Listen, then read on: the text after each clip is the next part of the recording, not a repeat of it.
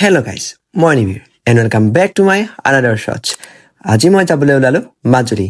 Yes, ঠিকে শুনিছে, কিন্তু সম্পূৰ্ণ কথাটো শুনা নাই। কিন্তু ফাৰ্ষ্ট অফ অল যাত্ৰাটো ষ্টাৰ্ট কৰোঁ। ফাৰ্ষ্টতে আমি আহিলোঁ চেনিমৰা ঘাট আৰু ইয়াৰ পৰা আমি ফেৰী লৈ মাজুলীলৈ ওলালোঁ। ব্ৰহ্মপুত্ৰৰ এই হাৱাখিনি লাগিলে কিবা এটা ভাল লাগি যায়।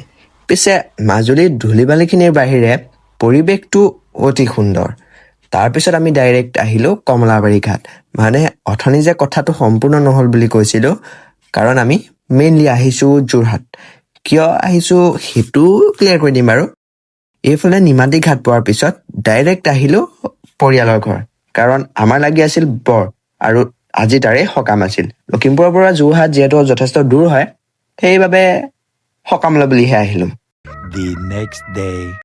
Good morning from Jorhat. কালি আমি যোৰহাটতে মামা এজনৰ ঘৰত থাকিলোঁ। আমি এতিয়া যাবলৈ ওলালোঁ।